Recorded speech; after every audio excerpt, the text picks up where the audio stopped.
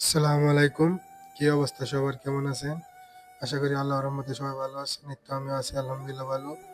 তো অনেকে জানতে চাইছে যে হসপিটালের কাজ কেমন? হসপিটালের কাজ কি সহজ না কঠিন? যে হসপিটালে বিষয় আসলে কেমন হইবো? বাইরে ইনকাম করা যাইবো কিনা? কত টাকা বেতন হইবো? ১২০০ রিয়াল না ১৫০০ রিয়াল? সবকিছু তো আর উত্তর দেওয়া এক ভিডিওতে সম্ভব না। তাই আমি যতটুকু পারি আজকে এই ভিডিওতে আমি ততটুকু বলবো আরকি। সর্বপ্রথম বলতে চাই যে সৌদি আরব হসপিটাল, সরকারি হসপিটাল যেগুলো আছে সেগুলোর মধ্যে ৬০০ টাকা বেতন। এর উপরে বেতন হয় না যেকোনো কোম্পানি।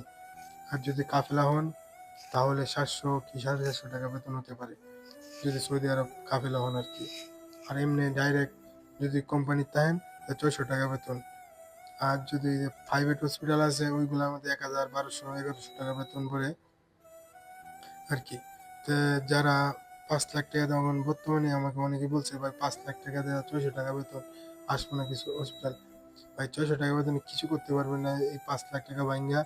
তাই আমি বলি কি ভাই, যে আপনি কিছু টাকা বেশি লইয়া ভালো একটা কোম্পানি দেখে আসে। আর দালালে কত কিছু করবে, ৫ লাখ, ৬ লাখ, ৭ লাখ কত টিয়া নেওয়া হয়েছে কথা। দালালি বন্ধ করা থেকে বিরত থাকেন। আর আর বাইরে ইনকাম করা যাইব কিনা তা হইলো পরেরটা পরে, বুঝছেন? এগুলা চিন্তা ভাবনা করে সৌদি আরব যেত না। সৌদি আরব অবস্থা বেশি একটা ভালো না যে ইনকাম করা যাইবই, এরকম কোনো ইয়াও নাই। তে আসার জন্য অনেক বিবেচনা করে আসবেন সৌদি আরব। কারণ সৌদি আরব অবস্থা বেশি একটা ভালো ভালো না। ৬০০ টাকা বর্তমানে খাওয়া খরচে লাগে। ভালো থাকবেন, সুস্থ থাকবেন। আল্লাহ হাফেজ।